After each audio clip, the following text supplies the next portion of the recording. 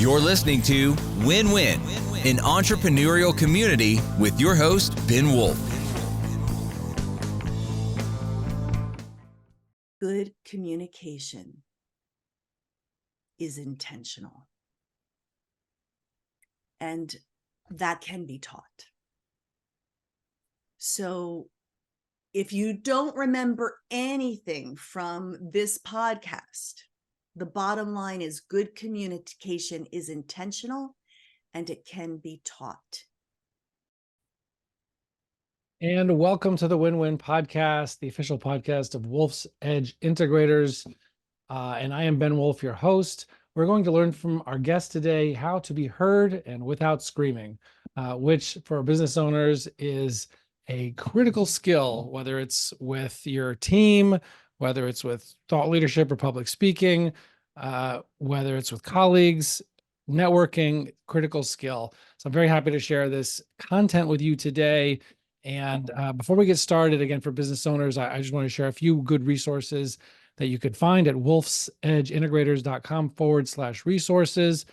Particularly, we have a roadmap tool there that is a simplified version of what our COOs on our team, all of whom have owned or run businesses before, use with our clients in terms of mapping out the path from where they are now to where they want their business to be like, what they want their life to be like, and a video guide on how to use it. Very useful tool, wolfsedgeintegrators.com/resources. There's a few other great resources there, including the free chapter of my book, Fractional Leadership, Landing Executive Talent You Thought Was Out of Reach. So I want to make sure you guys have all of that available to you at wolfsedgeintegrators.com/resources. And with that, I want to get into introducing our guest today. She has 20 years collective background, or actually more than that, in marketing and in communications, leadership. She was a news anchor, a reporter, and a municipal information officer. So she's been in the public sector, coaches a lot in that space. She's the author of the Public Servant's Survival Guide, 10 Keys to Reclaim Your Joy in Work and Life While Doing What You Love. A link will be in the description and in the social media. And with that, I give you Brenda Viola. Actually, did I mess it up? Because you told me the correct way. Viola. Viola. See, I messed it up. See, probably if you hadn't said anything, I probably would have gotten it right. I got confused at what you said. Brenda Viola. Everybody gets it wrong. Yeah, I appreciate the kindness. BrendaViola.com. You can learn more about her. Welcome, Brenda. Hey, it's so great to be here, Ben. And I loved what you said in the opening, because you said creating the business and what you want it to be like, and also your life and what you want it to be like. And I think that's an important point to make as well, because if you're a good communicator in the boardroom, you're likely to be a good one at home as well. And the skills that I teach help you having difficult conversations with clients or making presentations, but also working something out with your teenager or your spouse. So good communication skills are going to serve you in every area of your life. And too often people just assume that they're good communicators. And I think that's actually one of the biggest mistakes that people make. Awesome. Well, yeah, and I want to get into mistakes in communication very early on in this. But before we even do that, can you give us a little context, a quick 2-minute background on sort of like where you came from, your story, and how we came to be talking about this topic of how to be heard without screaming in all areas of life and all kinds of relationships? I have to chuckle because I was thinking about when all the other children my age were clamoring for Barbies. I begged to get a tape recorder for Christmas. You know, those old school cassette recorders with the little microphone. And I went around interviewing everybody in my family and anybody that would stop to talk to me. And so from early on, I was sort of a communication nerd, hoping to be the next Diane Sawyer or Barbara Walters, and also a writer as well. And I love the spoken word. When I read a paragraph and it's well put together, there's something so beautiful about it. And then I became a student of words and how to put them together in ways that are more likely to be well received. Sometimes we have to deliver bad news or hard truths, but I do believe that there is a way to say a thing that will help it land. And sometimes that's where the most important coaching comes into place too. So my degree is in communications, radio, TV, film. I have been in front of the camera. I've been behind the camera. I'm a writer, and I can't help myself. Ben, you know this, as we were getting ready for the interview today, I started coaching. Well, we should do this and we should You do gave that. me some great coaching. Hopefully it'll help all my podcasts going forward. I can't seem to help myself. It sort of ekes out. And this is an interesting thing. And I would say this probably to all entrepreneurs. What you are meant to do is in you.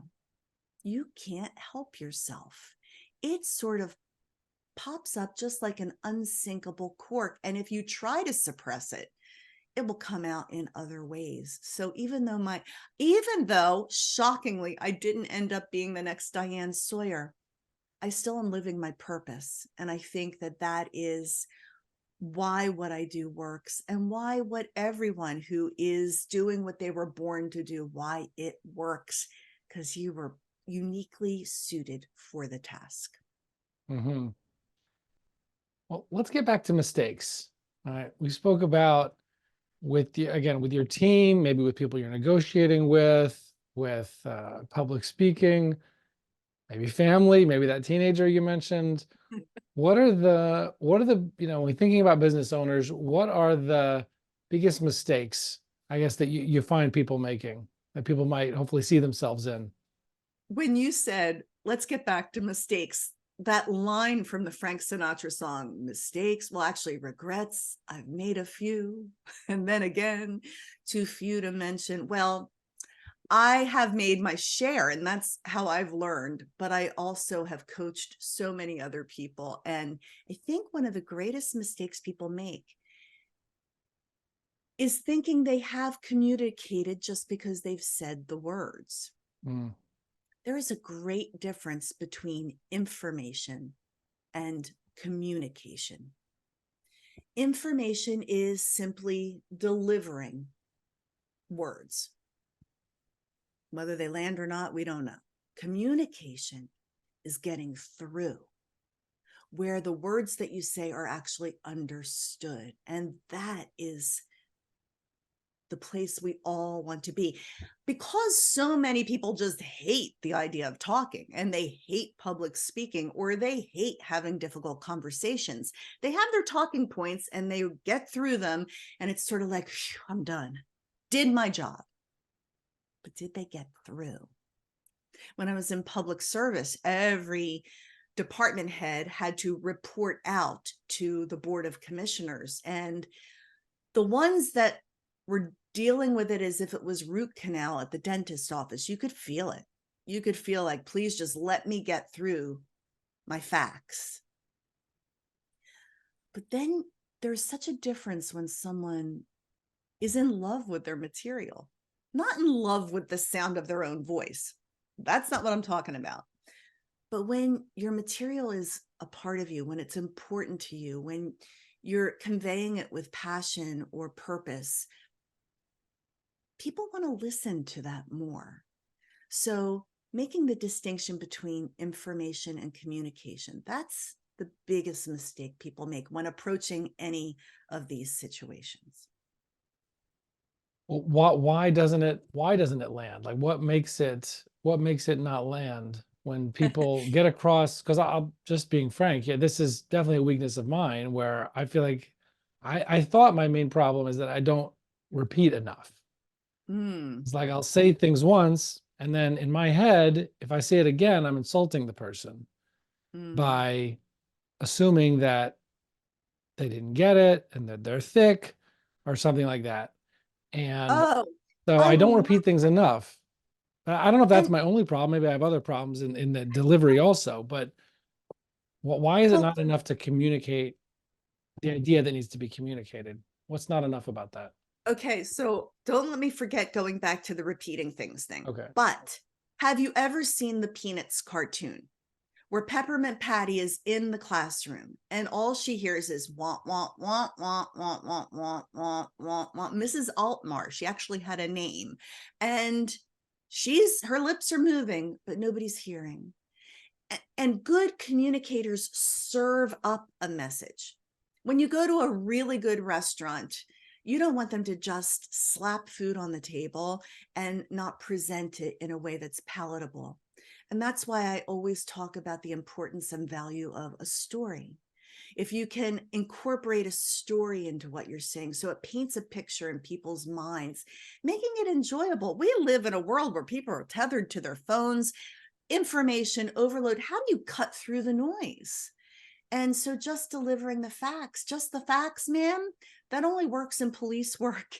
You've got to give more than facts for it to actually land. And to your point about repeating things, we think because we've heard it a million times in our head or in our notes, or we said it once that, we don't want to be annoying. But the truth is that people need to hear things about 7 times before it actually penetrates. Now, I'm not saying say the same, don't be a nag. Don't say the same thing the same way 7 times. But maybe if you've said it in a staff meeting, then following up with an email, putting it in your Slack or Teams channel, and then reiterating it in other ways, just so one-on-one meetings, saying the same thing over and over again in different ways. And there's techniques how to do that so it doesn't always sound exactly the same, gives people a better chance to comprehend it. And that's what the research says. It takes about 7 times. And an hour after you say something, most of it's going to be gone. Simple fact of communication. So you've got to bring it around again, or else it's just going to be lost. Right. Maybe people also don't know if it's serious if you've only said it once. Maybe you forgot what you said and you didn't really mean it. It was just something you thought you had to say. Don't really mean it. We easily get bored with our own stuff. I know I do all the time. I do certain presentations around the country over and over and over again. And sometimes I'm like, I'm tired of saying this, but my audience, it is the first time they've heard it.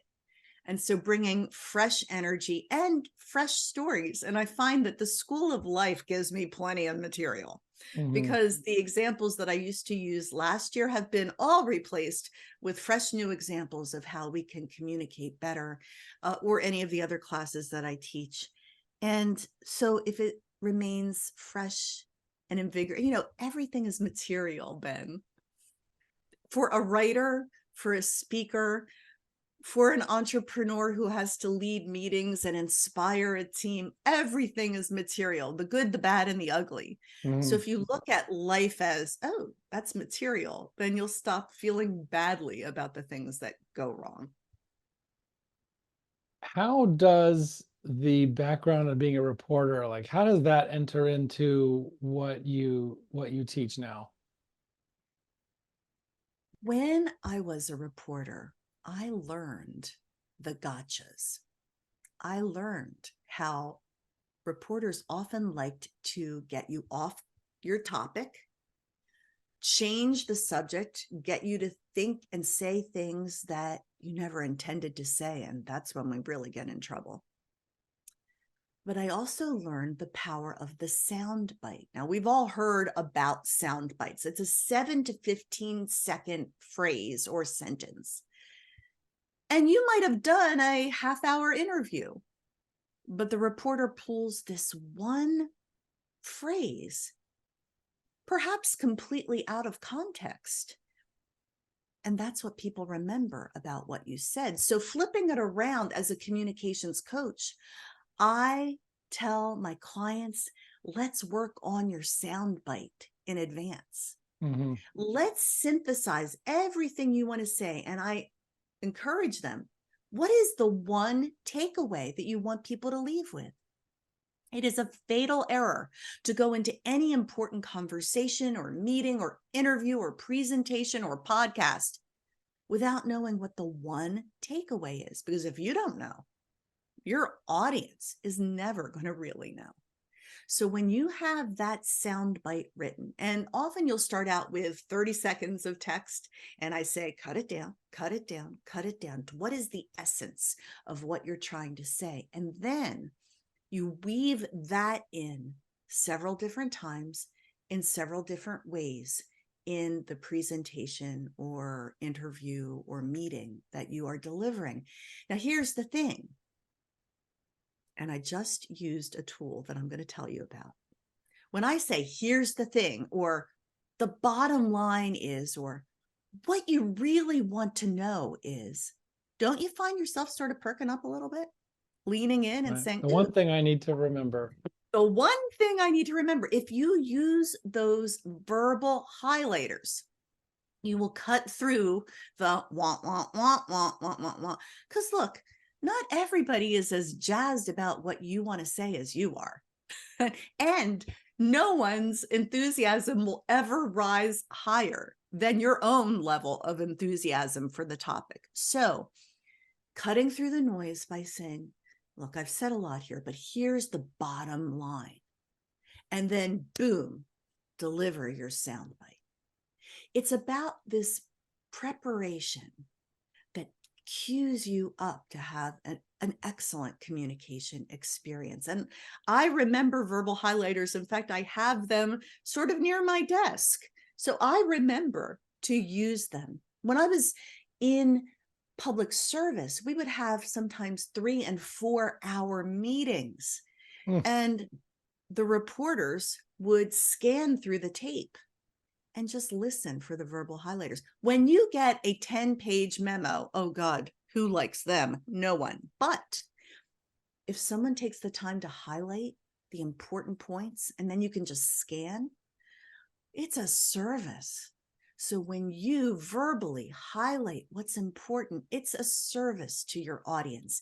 And that's how being a reporter helped me become a better speaker and a good communications coach, because we work on the soundbite and tee it up so it lands.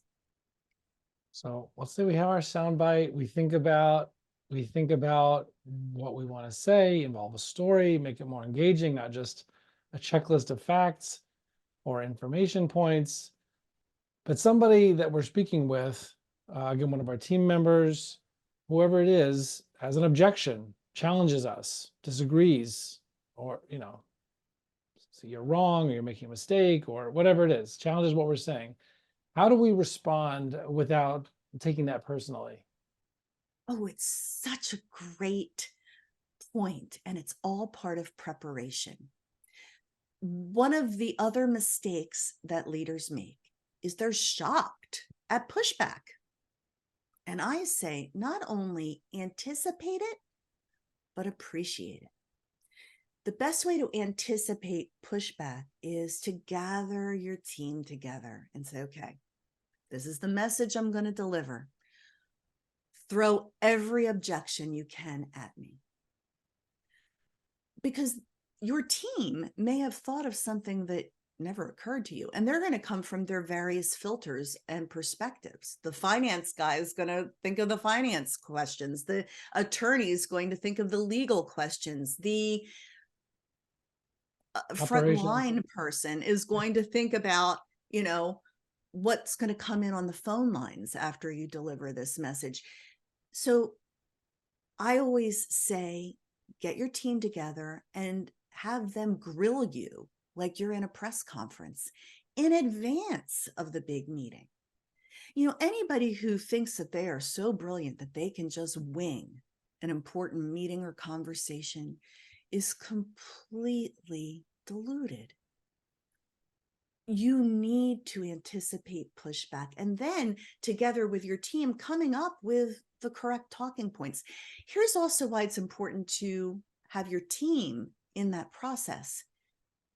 Because if a reporter ever is involved, you might say something, but they're also going to go to your second vice president or your frontline person. They're going to try and chip away at this message and see if someone's got a different take on it.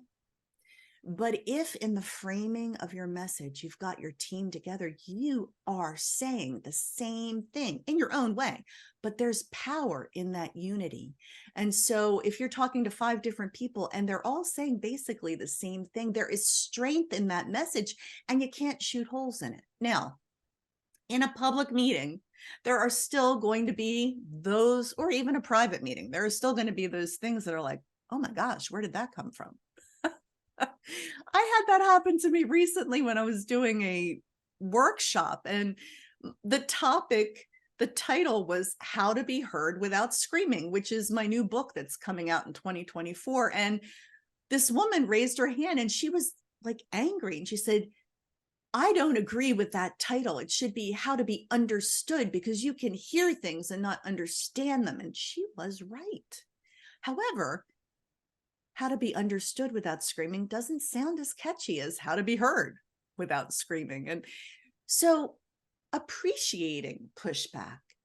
And I said to her, that is such a great point. It doesn't really work as the title, but I'm going to make sure that I clarify in the text of my book that this is really about being understood, not just being heard. And just acknowledging that she had a great point kind of diffused the energy. Mm-hmm. And at the end, she was a fan. And I actually went back to her comment over and over again in the presentation because it was valid. So how do you not take it personally?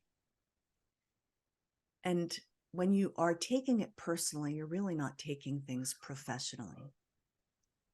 I say empathy shifts the energy. Put yourself in the audience's shoes. Why are they saying it the way they're saying it? Generally, if people are yelling or they're upset, they're just simply afraid. So if you can mitigate their fear and actually have empathy for where they're coming from, that's so important. Which leads me to another comment. You can never ignore the elephant in the room. It's important to sense the fear in advance. My audience is going to be terrified that I've called an all hands on deck meeting without any prior notice. This is something new and it's an emergency meeting. Well, the first thing they're going to be afraid about is, am I going to get laid off? Are we going to have cutbacks? You are foolish to not address the elephant in the room right from the get-go, or else they'll never hear anything else you have to say. Right. So It's actually funny.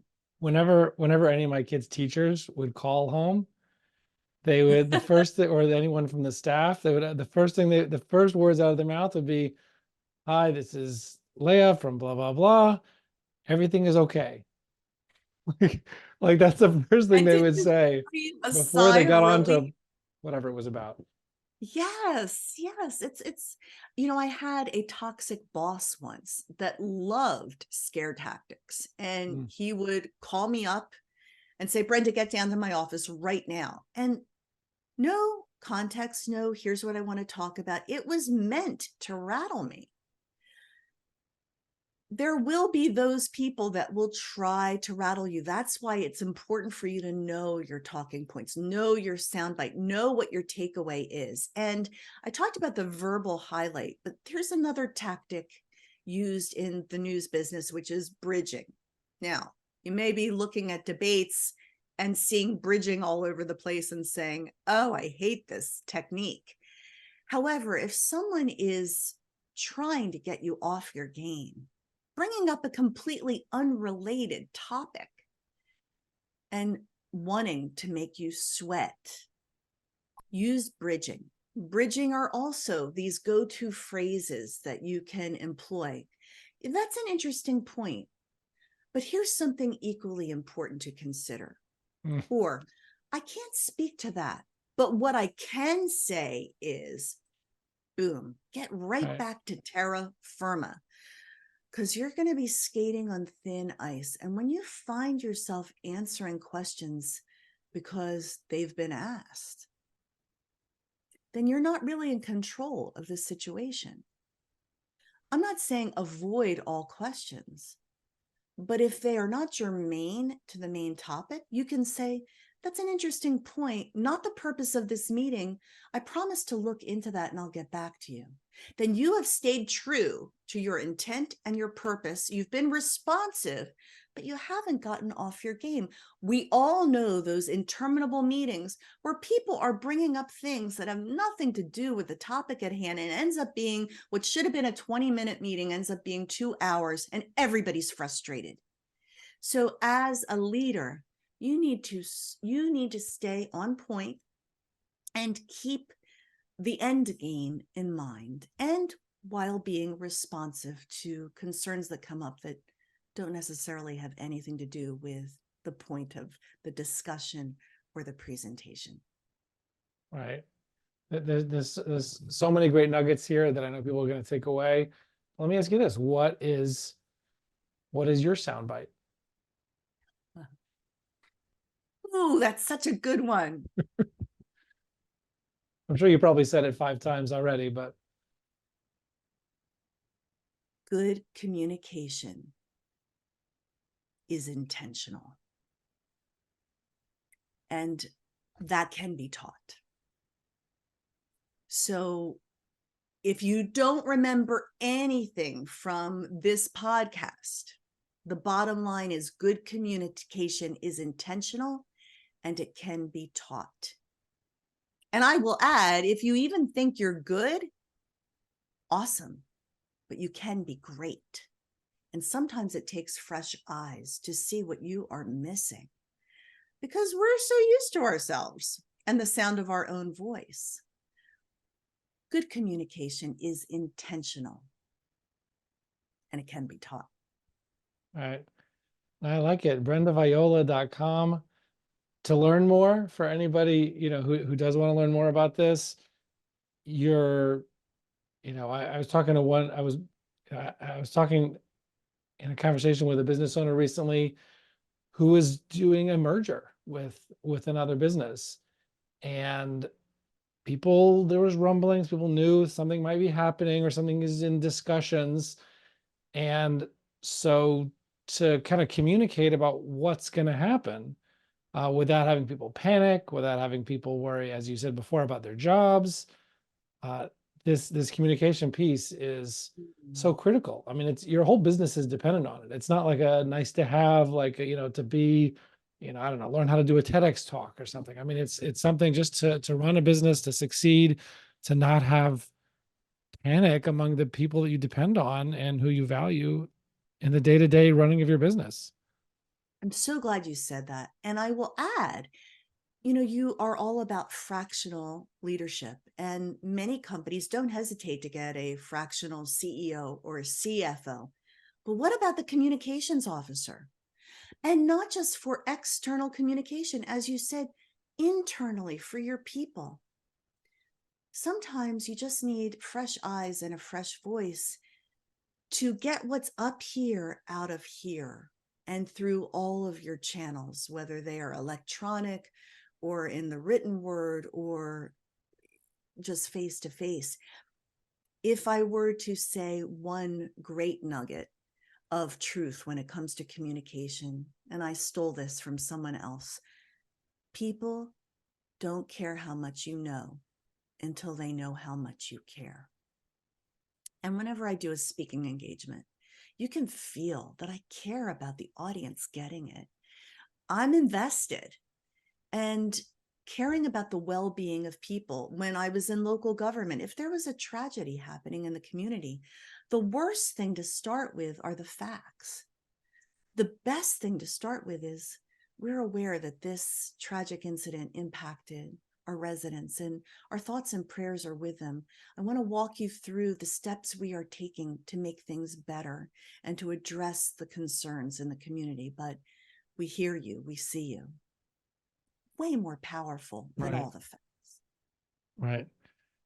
Truly appreciate you making the time today, BrendaViola.com. And thank you very much for making the time. I appreciate it. Thank you, Ben. It was a pleasure. I appreciate you.